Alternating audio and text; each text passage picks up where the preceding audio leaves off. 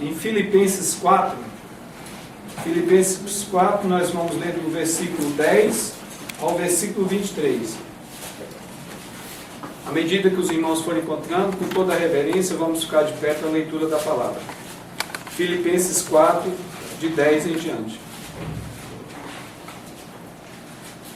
Alegrei-me sobremaneira no Senhor, porque agora uma vez mais renovastes a meu favor o vosso cuidado, o qual também já tinhais antes, mas vos faltava oportunidade.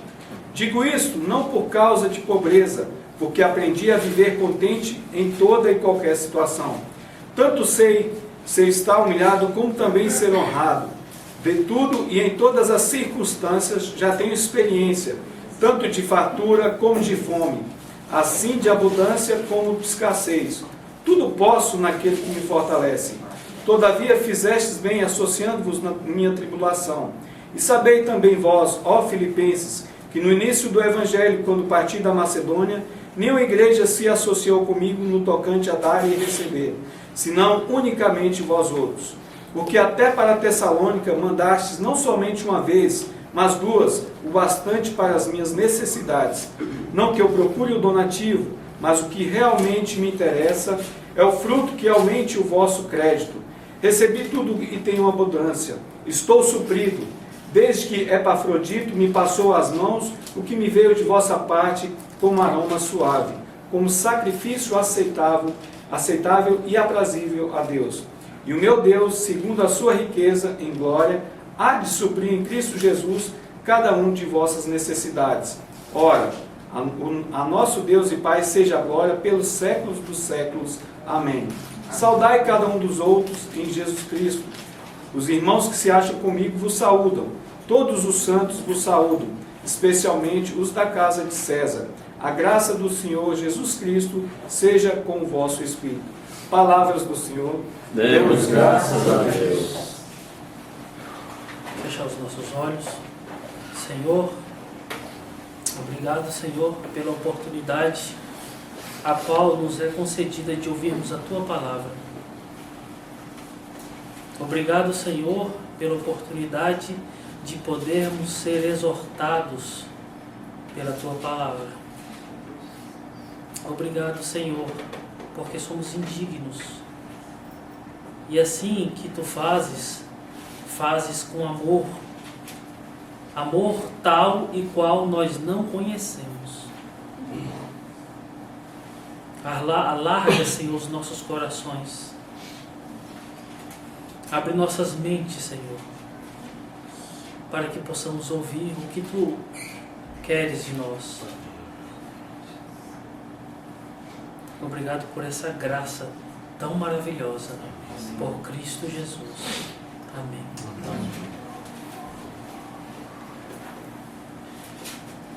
Esse texto é maravilhoso. O livro de Filipenses é maravilhoso. O livro de Filipenses ele vem numa perspectiva muito interessante, porque é um dos livros que Paulo escreve estando enclausurado, estando preso. E o interessante, preso injustamente. E o que seria, ou como seria, a expressão, ou a mensagem, ou o anúncio, ou as palavras de quem está sofrendo injustiças? Como seria uma mensagem de quem está preso?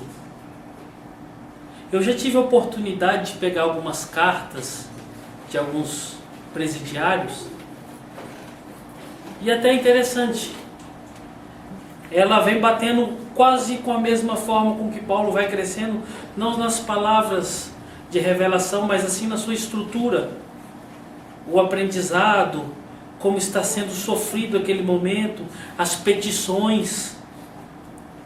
Mas o interessante é que você encontra em cartas de presidiários, e alguns irmãos aqui conhecem melhor do que eu, cartas de pessoas que estão passando por um processo de reabilitação, é um sofrimento terrível, é uma dor terrível. Mas quando você lê a carta de Filipenses, E você vê as palavras do apóstolo Paulo, que a principal palavra que ele repete nessa carta, aproximadamente 15 vezes, ele diz: alegrai-vos no Senhor, regozijai-vos no Senhor. Eu me regozijo no Senhor, eu me alegro no Senhor. Como que uma pessoa sofrendo injustiça, abandono, prisioneiro, pode se alegrar, pode dar ensinamento para alguém se alegrar, se regozijar, se satisfazer plenamente em Deus? E olha que se nós olharmos para a vida de Paulo antes da sua conversão, nós vamos perceber que Paulo era uma pessoa de um futuro promissor, um religioso, uma pessoa de condições abastadas, uma pessoa que teve a oportunidade de estudar aos pés de um grande homem do mundo judaico. E para uma pessoa estudar nos pés de um homem muito inteligente, ainda mais do gabarito de Gamaliel, não era uma pessoa simples e humilde. E nós observamos que a condição de fariseu do apóstolo Paulo, antes da sua conversão, coloca ele numa posição muito boa e muito agradável. E nessa carta ele diz que todas essas coisas ele abandonou por causa do Evangelho. Todas essas coisas para ele eram como se fosse esterco, por causa do Evangelho. Ou seja, o apóstolo Paulo está rompendo os paradigmas de uma sociedade daquela época e dos dias de hoje muito mais. O apóstolo Paulo, na sua conversão, depois de ter sido chamado por Deus, ele abriu mão de todas essas coisas, aceitando, vivendo, praticando, disseminando a palavra de Deus e sofrendo por causa desse Evangelho todos os dias da sua vida. E observe, ele começa esse versículo, primeiro do capítulo 4, dizendo algo maravilhoso. Esse texto nós vamos encontrar logo aqui nos primeiros versículos, que Paulo vai estar mostrando e transmitindo para nós uma alegria e gratidão pelos cuidados que ele estava sendo dado, que estava sendo recebido.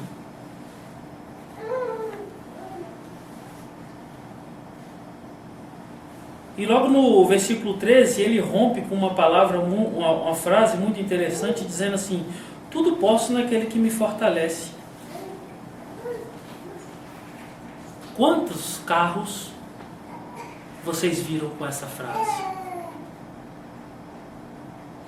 Quantos cristãos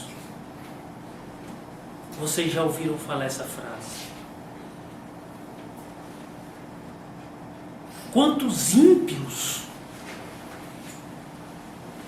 que nunca conheceram a Deus, que frequentam pseudas igrejas, dizem essa frase: tudo posso naquele que me fortalece.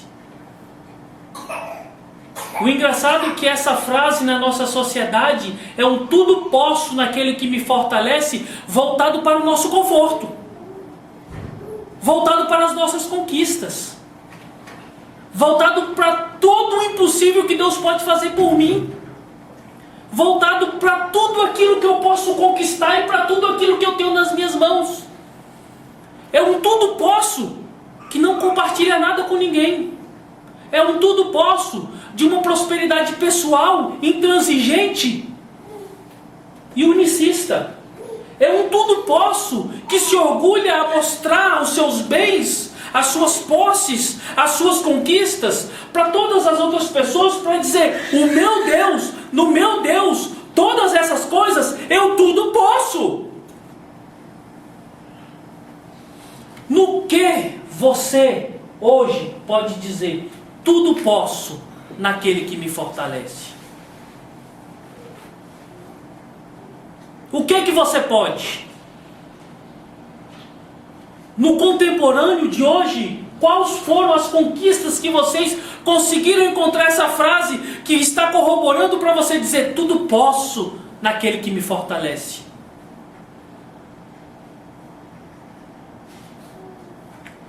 Porque hoje a nossa alegria está vinculada às nossas conquistas, à nossa vida tranquila. a nossa tranquilidade está atrelada não à ajuda ao próximo, mas sim ao satisfazer todos os meus interesses e caminhar só para mim. A minha satisfação nessa sociedade contemporânea nos dias de hoje, é uma redundância contemporânea nos dias de hoje, mas para essa sociedade o tudo posso, a satisfação, a felicidade está só no seu prolabore, na sua saúde, no seu laptop, no seu plano de saúde, na sua segurança privada. A satisfação em Deus está porque Deus pode colocar um profeta dentro da igreja para ele falar no meu nome e proferir grandes maravilhas para mim. O regozijar-me em Deus nos dias de hoje é saber que dentro da igreja, a igreja tem que trabalhar para mim. Os anjos têm que estar ao meu favor. O mundo espiritual tem que estar corroborando com os meus sonhos. As músicas têm que ser cantadas segundo o que deseja o meu coração. A alegria que vigora na igreja dos dias de hoje é pautada na felicidade que um culto pode dar através de mensagens positivas e prósperas. E não difere em nada do pior mundano que existe na terra. Porque os mundanos estão aí para conquistar o mundo inteiro. Encher a barriga, encher o bolso, encher a cara de cachaça. E quando você olha para aqueles pseudos evangélicos dos dias de hoje, me mostra uma diferença. Pior. Se olha no espelho e encontre alguma diferença.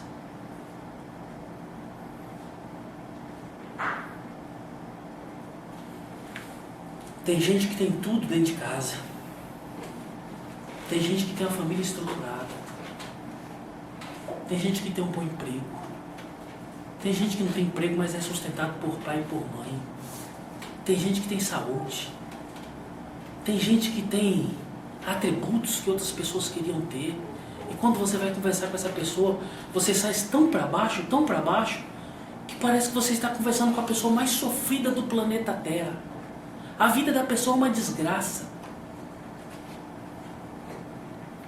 E o cara nunca foi injustiçado, nunca foi inferiorizado. Muito pelo contrário, a vida foi muito boa para ele. Ele teve a oportunidade de ser melhor do que a maioria das pessoas que estão do lado dele. E a maioria das pessoas olham para ele beijando ele. E o cara tem coragem de reclamar todos os dias e chorar aos pés de qualquer um que dá um minuto para escutar. Tem pessoas que você conversa que são tão bem de situação que depois de um minuto de conversa você tem coragem de tirar R$1 do bolso e falar para ele: ô meu irmão, é o que eu tenho, por favor me perdoa. Você ainda pede desculpa pro cara, porque o cara é tão miserável, tão chorão, tão mesquinho, que tendo o que nós não temos, ele consegue se passar por um mendigo. E são muitos. E quantos estão assim vivendo dentro da igreja? Sabe? Aí eu olho para a carta de Filipenses, não separando ela da Bíblia, mas ela está em questão. Eu vejo o apóstolo Paulo juntamente com Timóteo, que diz assim no primeiro verso. Paulo começa a escrever e mostrar a satisfação dele, a alegria dele. Paulo e Timóteo, servos de Jesus Cristo. Aproximadamente 15 vezes eles disseram, Paulo disse, alegrai-vos. Desculpa ser redundante, mas alegrai-vos. Eu estou alegre, eu estou contente, eu estou regozijante. E aqui no verso 10 ele começa a dizer uma coisa muito interessante. O verso 10 do capítulo 4. Foi grande a minha alegria no Senhor. Por que foi grande essa alegria no Senhor do apóstolo Paulo? Porque finalmente vi florescer vosso interesse por mim. Verdade é que estava sempre alerta, mas não tinhais oportunidade. O apóstolo Paulo aqui está esclarecendo para a igreja de Filipos essa felicidade que estava no coração dele, porque nesse momento ele estava recebendo os donativos que a igreja tinha destinado para eles. Donativos para suprirem as necessidades do apóstolo. Donativos para suprirem as necessidades do apóstolo Paulo. Puxa vida, Edson, como a Bíblia é simples, como os desejos são simples, como que a alegria dessas pessoas são simples, porque a alegria do apóstolo Paulo aqui está em ver que uma igreja que ele passou por um determinado tempo se associa a ele nos seus sofrimentos, se associa a ele nas suas peregrinações, se associa a ele no seu sucesso e muito mais, se associa a ele com as suas prisões e com as suas cadeias. Divergem de nós dos dias de hoje, porque é muito fácil nós nos associarmos com os bem-sucedidos. É muito fácil hoje nós nos associarmos com quem está sorrindo. É muito fácil hoje nós nos associarmos com quem está dando festas. É muito fácil hoje nós nos associarmos com quem está com o bolso cheio do dinheiro. Mas qual foi a última vez que nós nos associamos com os doentes? E nós ainda apedrejamos a Igreja Católica. Dizemos que todos os católicos são indignos do céu. Aí nós observamos uma pessoa que é oriunda dos romanos, que fez uma obra maravilhosa, uma delas, Madre Teresa de Calcutá, São Francisco de Assis, e tantas pessoas que deram a vida pelos pobres, pelos doentes, pelos enfermos, pelos desprezados, pelos expurgados da sociedade. Como é difícil nós nos associarmos com os que choram, porque os que choram estão em sofrimento, em dor, em dias de luto, em uma roupagem preta. Porque estar próximo dessas pessoas é você ter que chorar junto, porque é uma disparidade muito grande você estar com quem chora e você ficar sorrindo. Já pensou, de Deus? O cara está morrendo de chorar e você morrendo de rir. Não existe isso. Qual foi a última vez que você fez associação com quem estava chorando dentro da sua igreja? Qual foi a última vez que você chorou junto com o seu vizinho? Qual foi a última vez que você chorou com um familiar? Qual foi a última vez que você viu uma igreja chorar com os que choram?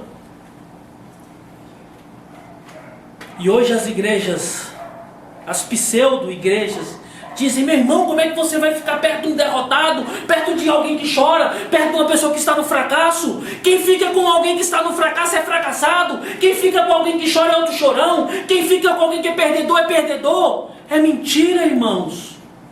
Porque os que perdem, os que choram, os que estão em sofrimento, eles precisam de pessoas, eles precisam de ombros.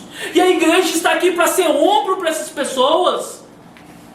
A igreja está aqui para ser aquelas pessoas que choram mesmo com essas pessoas. A igreja está aqui para sofrer junto com essas pessoas.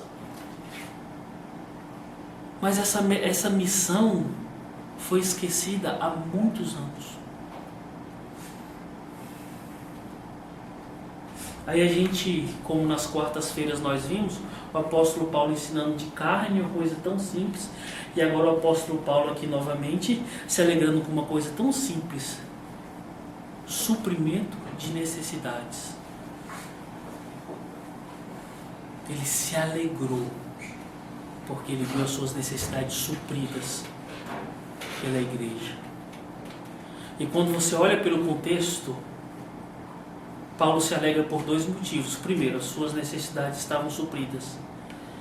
Ou seja, só quem está passando necessidade sabe o que é quando chega o suprimento. Quem aqui já passou necessidade? Quem aqui já passou fome? Quem aqui já passou frio? Aí a pessoa olha para vocês assim e fala assim: esse povo é bobo.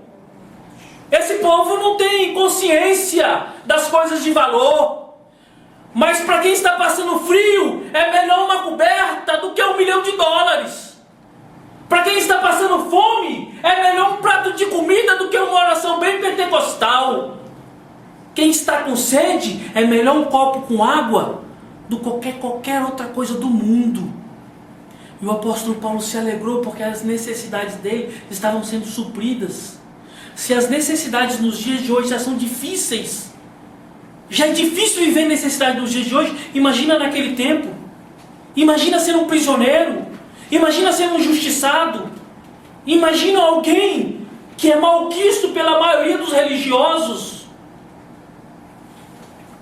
O apóstolo Paulo se alegrou porque as necessidades dele estavam sendo supridas. E a segunda alegria do apóstolo Paulo aqui é tão interessante que nós percebemos que o apóstolo Paulo se valoriza pelas coisas mais simples do que nós podemos pensar. Não é da necessidade dele estar sendo suprida, é pela ação de Deus no coração de uma igreja que se associa com a evangelização, com os ministérios e com os homens de Deus. Porque riqueza maior não foi para Paulo ter recebido o suprimento das suas necessidades. Riqueza maior foi da igreja ter sido despertada e ter sido ajudadora do apóstolo Paulo. É por vós que eu me alegro, diz Paulo. Sabe por quê, irmãos? Porque na consciência do apóstolo Paulo, isso ele vai demonstrar em outros dos seus escritos, que quando você dá ao pobre, Deus te retribui. Seguindo a mesma consciência de Provérbios de Salomão, que diz que quem dá ao pobre empresta a Deus. É na consciência de saber que não só o pobre, o necessitado, o injustiçado, aquele que recebe ajuda, o privilégio maior nem sempre, ou a maioria das vezes, é de quem recebe ajuda. O privilégio muito maior é daquele que tem um coração íntegro, não ganancioso, não voltado para a recompensa, que ajuda aquele que precisa. É como o pastor Ayrton ficou aqui não sei quantos meses falando sobre o livro Ser uma bênção, ser um abençoador, ou ser alguém que é digno de receber as bênçãos. E a igreja, ela quer só receber bênção. A igreja só quer receber dádiva. A igreja parece um bando de bobo. Eu quero, eu quero, eu quero. A igreja não tem coragem de trabalhar. As pessoas não têm coragem de dar um dia do seu trabalho para pegar o dinheiro daquele dia para ajudar os pobres. Pior, a igreja não tem coragem de trazer o dízimo no altar. Pior ainda, a igreja não tem coragem de dar o ombro para quem está querendo chorar, para que chore. A igreja, ela só quer bênção. A igreja só quer ser abençoada. E nós estamos aqui nesse mundinho tão pequenininho, não é para isso. É para sermos abençoadores. E daí em diante, como vocês aprenderam tanto tempo vendo essa exposição, o que acontece, o que ocorre com aqueles que são abençoadores? Com aqueles que são uma bênção. A alegria maior não é para quem recebe, é para quem dá. Você quer receber ou você quer ajudar? Você quer ser ajudado ou você quer ser um ajudador? Você quer ter o seu coração alegre porque está recebendo ajuda? Ou você quer ver os corações alegres porque você ocultamente está ajudando as pessoas? Ocultamente, sem ninguém saber teu nome, sem ninguém saber o nome da tua igreja, sem ninguém saber o número do teu telefone, mas saber que teve um cristão que ajudou, teve um cristão que matou a fome, teve um cristão que matou a sede, teve um cristão que se entregou.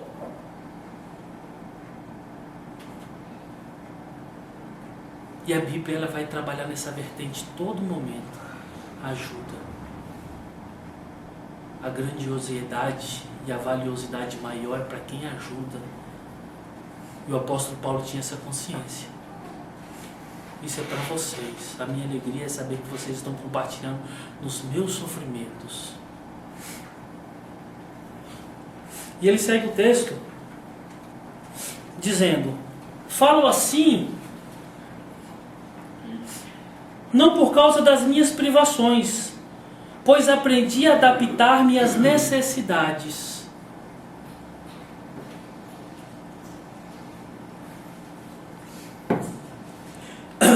Esse pois aprendi a adaptar-me às minhas necessidades tem a mesma conotação quando ele escreve sobre Cristo. No mesmo livro, no capítulo 2, versículo 8, ele vai mostrar quais são essas necessidades.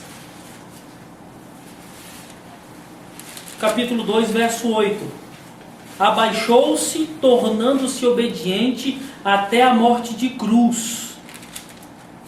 E aí ele segue em um demonstrativo quais são essas necessidades. Quais são as necessidades que o apóstolo Paulo estava já aprendendo a conviver. Você está com sua Bíblia?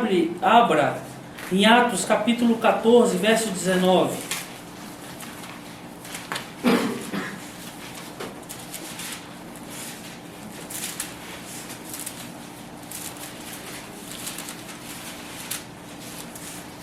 Atos 14, verso 19. Entretanto, chegaram de Antioquia e Icônio alguns judeus, os quais conseguiram instigar as multidões e apedrejaram, pois, a Paulo e o arrastaram para fora da cidade, dando-o por morto. Uma das formas a qual Paulo já tinha aprendido a viver. Atos 16, verso 22 ao verso 25. Atos 16, verso 22 ao verso 25.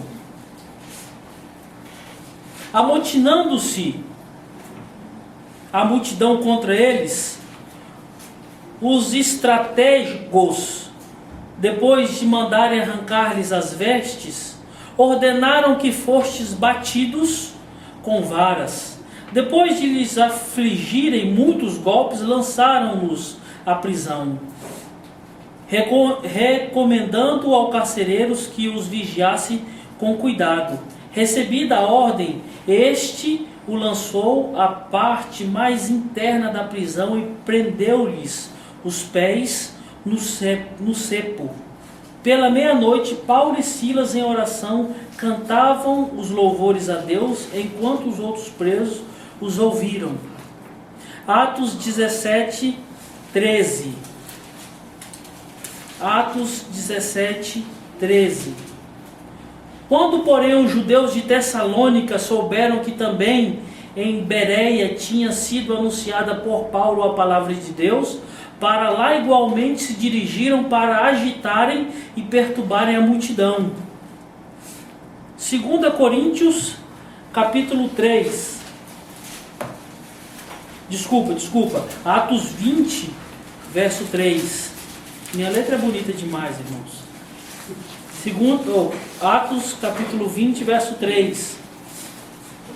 Tendo aí passado 3 meses, houve uma conspiração dos judeus contra ele, pouco antes do seu embarque para a Síria. Tomou então a decisão de voltar pela Macedônia. Agora sim, vamos para 2 Coríntios capítulo 11.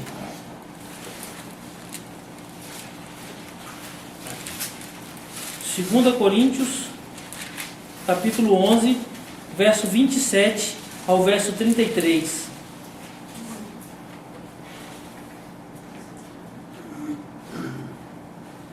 Mais ainda, fadigas e duros trabalhos, numerosas vigílias, fome e sede, múltiplos jejuns, frio e nudez, e isto sem contar o mais, a minha preocupação cotidiana, a solicitude que tenho por todas as igrejas. Quem fraqueja, sem que eu também me sinta fraco. Quem tropeça, sem que eu também fique febril. Se é preciso gloriar-se de minha fraqueza, é que me gloriarei. O Deus, Pai do nosso Senhor Jesus, que é bendito pelos séculos, sabe que não minto. Em Damasco, o etnarca do rei Aretas guardava a cidade dos Damascenos, no intuito de me prender, mas por uma janela fizeram-me descer em um cesto ao longo da muralha, e escapei às suas mãos. E o apóstolo Paulo diz assim: pois aprendi a adaptar-me às necessidades. Como um homem que tinha aprendido a viver dessa forma pode dizer para alguém se alegrar? Como um homem tão sofrido, tão perseguido, tão injustiçado pode se alegrar em Cristo? Sabe por quê, irmãos? Se eu estou na fartura, eu me alegro porque eu estou em Cristo. Se eu estou no pior dos opróbrios, eu ainda me alegro porque eu estou em Cristo. Porque Cristo é maior do que os meus opróbrios. Se eu estou depauperado, eu me alegro porque eu estou em Cristo. E Cristo é maior do que a minha pobreza. Se eu estou com saúde, eu me alegro porque eu estou em Cristo. E Cristo é muito maior do que a saúde. Se eu estou enfermo, eu me alegro porque eu estou em Cristo. E Cristo é muito maior do que qualquer enfermidade. Se eu estou justo, sou justo, estou fazendo justiça, eu me alegro porque Cristo é justo. Agora, se eu sou injustiçado, perseguido, caluniado, eu também me alegro. Porque Cristo é maior do que qualquer injustiça contra a minha vida. E mesmo assim eu me alegro nele. Como é que está a sua vida hoje, irmão? Será que você pode dizer que você está regozijante, alegre, contente? Para você próprio? Será que você pode dizer isso para o próximo? Se alegre, meu irmão. Regozije-se no Senhor, meu querido. Em todas as coisas, Paulo podia, porque em tudo ele sabia que estava com Cristo. Por que a igreja hoje não está assim? Será que é Deus que não está mais na igreja hoje? Como nós falamos aqui na catequese. Por que o mundo está tão violento se Deus é tão poderoso, tão forte, tão bom? Será que Deus é culpado dessa violência?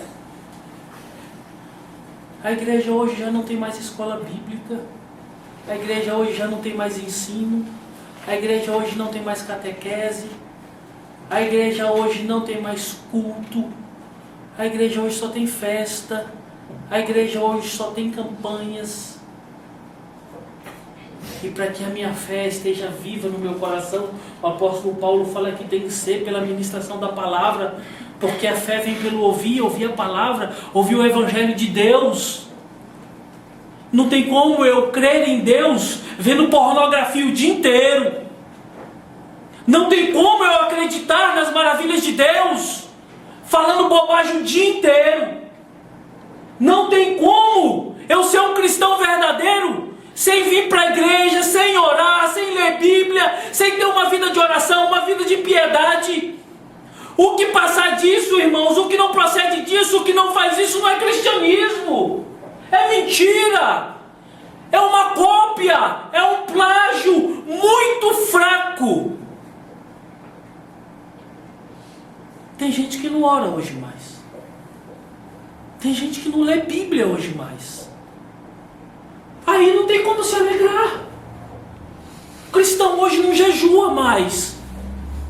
Não tem como se alegrar no Senhor dessa forma. Você tem que se alegrar então de outras maneiras. O apóstolo Paulo passou por todos esses sofrimentos. E ele ainda diz em suas palavras, nós, quando se referia aos apóstolos, somos a escória do mundo, detestado por todos, imerecedores, indignos. Mas mesmo sendo o pior dos seres humanos, ele estava contente, porque ele estava com o Senhor. E a felicidade dele não é tão pequena, sabe por quê? Porque ele sabia que uma das comprovações que Deus estava com ele é que Deus estava suprindo as necessidades dele. Porque o apóstolo Paulo conhece a lei, conhece os salmos, conhece os profetas, e o salmista ainda diz o seguinte: eu já vi de tudo, mas eu nunca vi um justo mendigar o pão.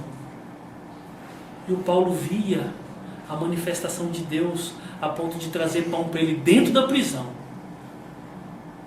a capa para matar o frio dentro da prisão, os pergaminhos para que ele pudesse ler, literatura para que ele pudesse ficar atualizado. Ele estava sendo cuidado por Deus em todos os aspectos, em tudo que ele necessitava.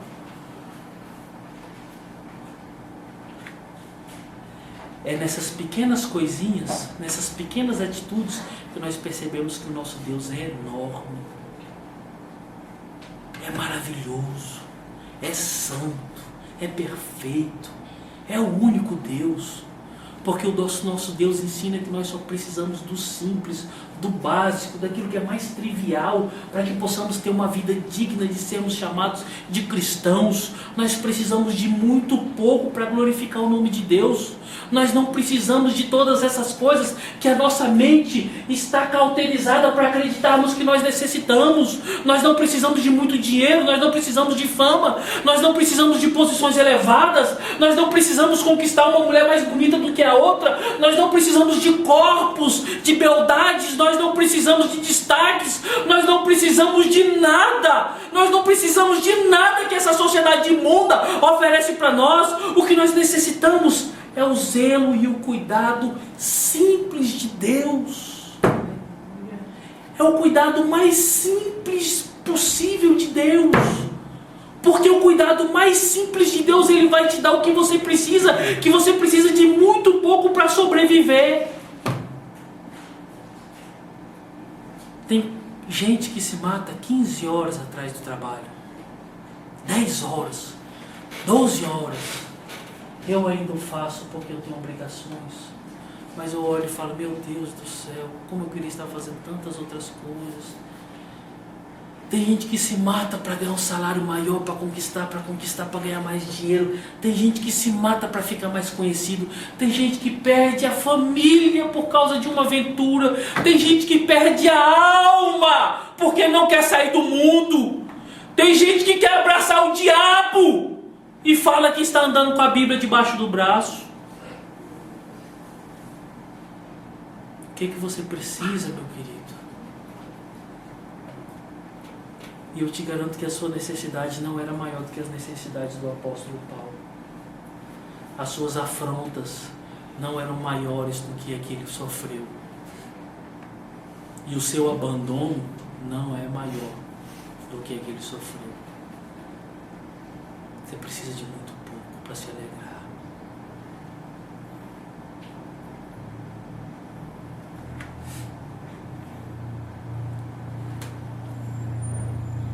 Os filósofos dizem que nós, cristãos, os teólogos, tangem o seu conhecimento por algo muito pequeno, que é a fé. E olhando para esse texto, eu vejo que eu não preciso ter tanta fé mesmo. Porque o cuidado de Deus, ele se mostra tão pequenininho nas nossas maiores necessidades. Eu não preciso de ter uma fé do tamanho do mundo, eu preciso de ter uma fé do tamanho de um grão de mostarda. Eu não preciso tocar trombetas em volta de mim para fazer grandes coisas. Eu preciso simplesmente entrar no meu quarto e orar em secreto. Eu não preciso fazer com que o mundo inteiro olhe para mim ajudando as pessoas. Eu preciso que a mão direita não saiba que faz a mão esquerda ou vice-versa. Ou seja, a fé é algo muito pequeno. A fé tem que ser silenciosa, delicada, simples. Porque já basta o estardalhaço do mundo. e nessa simplicidade, nessa pequenez, talvez essa insignificância que esses ignorantes acham, Deus rompe com os corações de ímpios e mostra que Ele é Deus. Você não precisa de muita coisa. Você precisa do básico. Você precisa de Deus. E o apóstolo Paulo está mostrando aqui no que ele se alegra e no que ele é grato. Sei viver modestamente. Verso 12. E sei também como haver-me na abundância. Estou acostumado com toda e qualquer situação. Viver saciado e passar fome. Ter abundância e sofrer necessidade. E aí ele rompe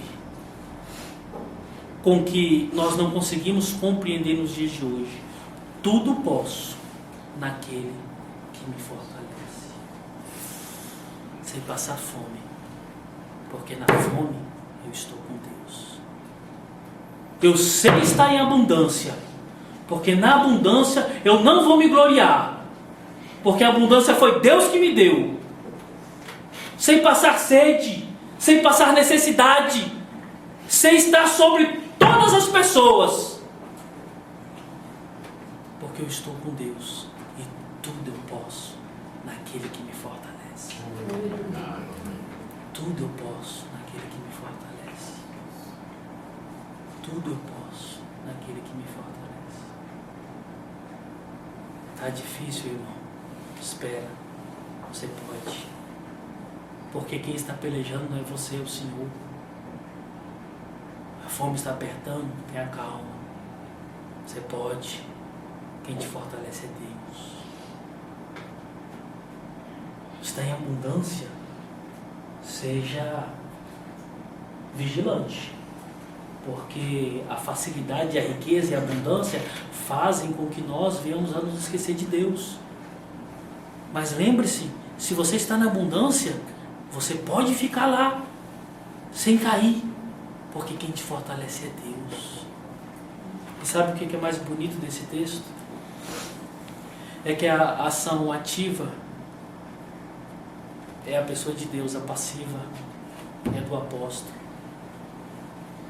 Você ainda quer lutar, praguejar, brigar, como se Deus fosse simplesmente um auxiliar qualquer, uma pessoa que precisa de você para fazer qualquer coisa.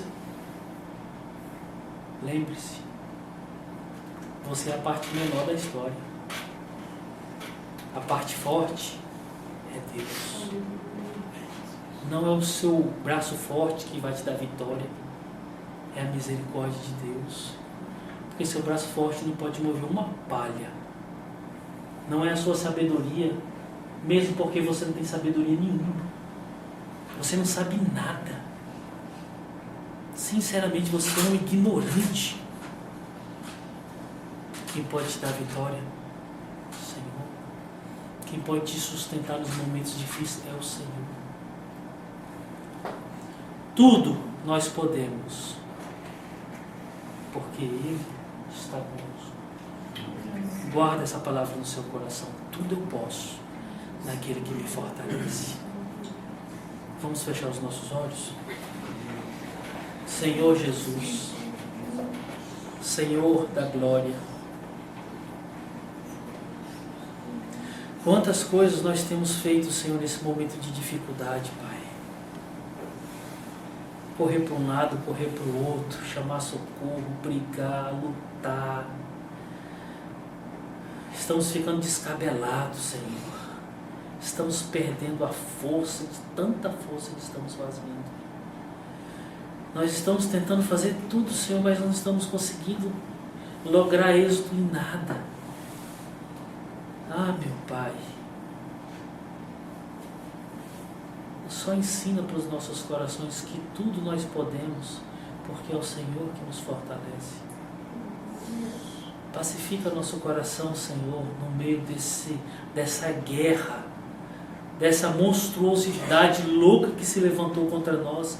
Pacifica os nossos corações, Senhor, porque tudo eu posso naquele que me fortalece. nessa enfermidade que já foi dita que não tem cura, ou nessa enfermidade que eu estou gastando tudo que eu tenho para que eu possa ser curado. Pacifica meu coração que até nesse momento, até nessa enfermidade, até nessa dor, até nesse momento impossível, tudo eu posso porque o Senhor me fortalece. Na pobreza é o Senhor que me fortalece, no choro é o Senhor que me fortalece, nas angústias da alma é o Senhor que me fortalece, nas traições do mundo, nas traições daqueles que nós amamos, é o Senhor que nos fortalece, nas vitórias da vida é o Senhor que nos fortalece, nas conquistas é o Senhor que nos fortalece. Ensina-nos a viver com o simples e o necessário para glorificarmos o Teu nome, Senhor. E enxuga, Pai, as lágrimas daqueles que choram com tanta injustiça. E que o Senhor seja glorificado em tudo.